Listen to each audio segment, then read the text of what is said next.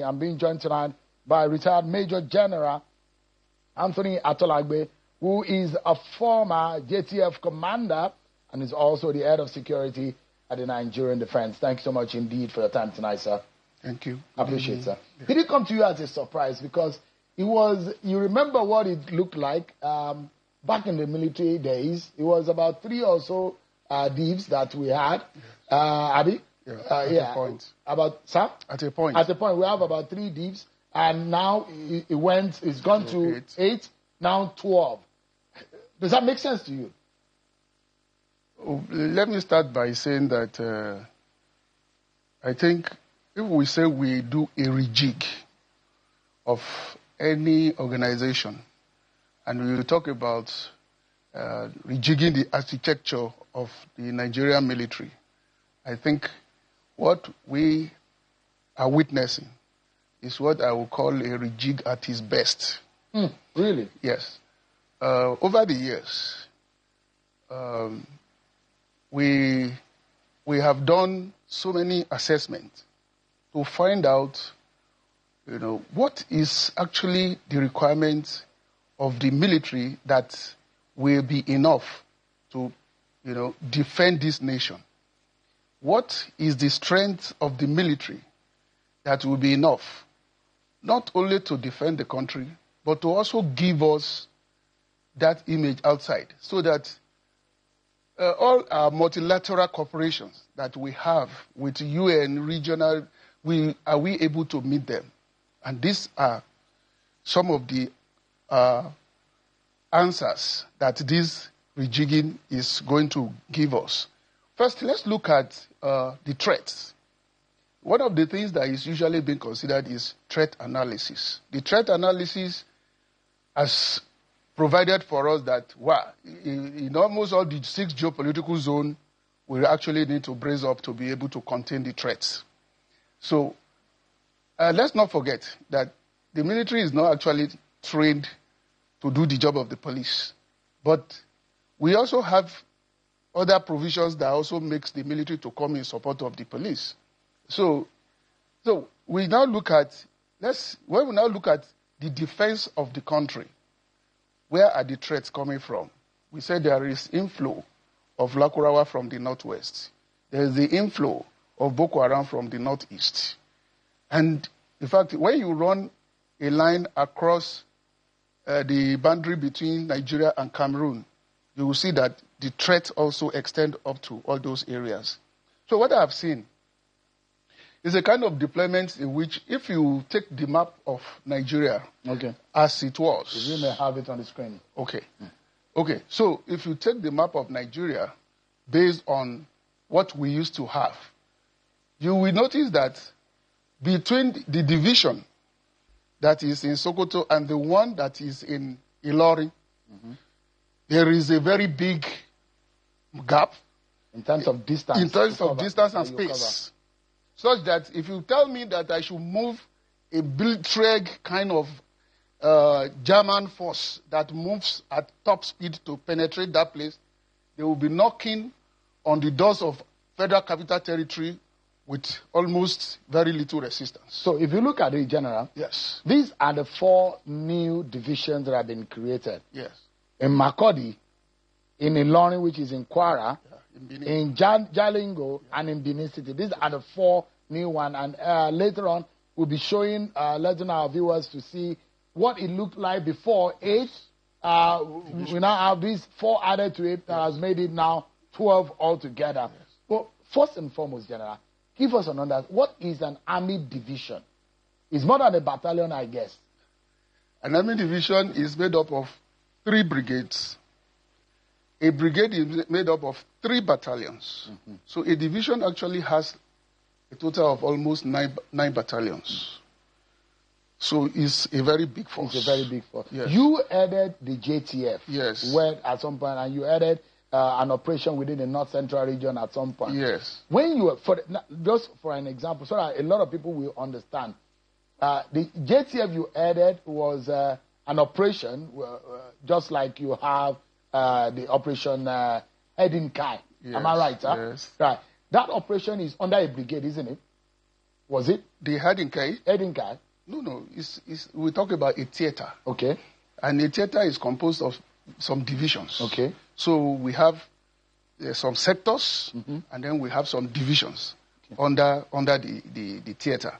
But when you talk about a div now, let's look at let's talk a div. Let's take a div for example, like a div in Ibadan. Okay. So in Ibadan, under Ibadan, we have Ilorin, we have Benin, and then we have another brigade. Yeah. So under Ibadan division, we have Oyo, Osun, Ekiti, and Ondo State. Those are the states covered. Covered. Yes, okay. But I'm talking about the locations of the brigades that are under them. It. Okay. So you have 3 brigades. Then under each of the brigades, you have three battalions, making 9. Yeah. So you are now looking at the spread of the military. Let's not forget one thing. What actually is being done is that the deployment of this army, the army now, will also trigger the level of support that the Air Force is going to give. So they will not just, the Air Force will now have to look at go back to their own drawing board and say, with the level of divisions that we have, do we have enough manpower to support them? To be able so if they don't have, it will trigger their own General, reorganization too. Apologies to Botin. Yeah. A brigade has how many soldiers in its Let us take a battalion. A battalion, yes. For Nigeria, we have a minimum of 1,000 men. Okay. With all the elements that support them. Yeah. But when you are going out, for example, for a UN operation, or at the AU and ECOWAS level, they will ask you to come with about 650 persons. At the UN, they request for about 850.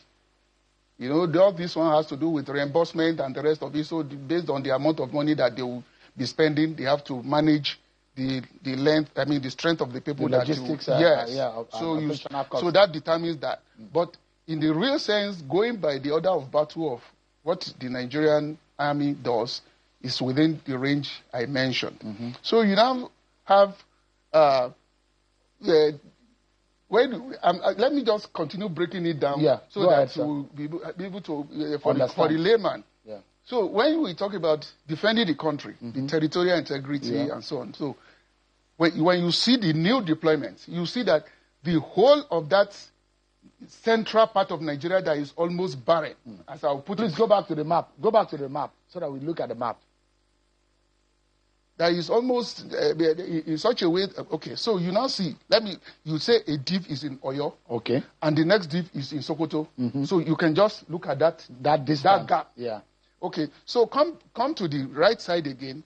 You have a div in Enugu. Yeah, there is one in Plateau. Yeah. You understand? But you see the stretch from Enugu to Benue, to Taraba, to Adamawa. There is no division. No division. You understand? So you see that this new arrangement actually has clustered the entire country in such a way that there is some presence in such a manner that if you move here, because now we are looking at just the position of the divisions. Imagine 9 battalions spread around these locations where they are present. Yeah.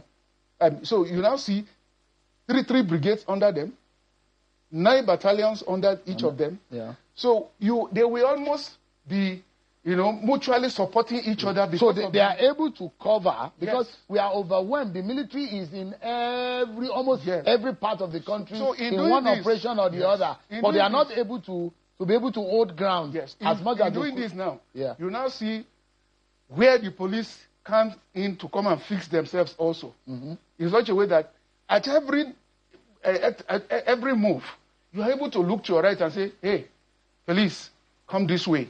The military is also placed.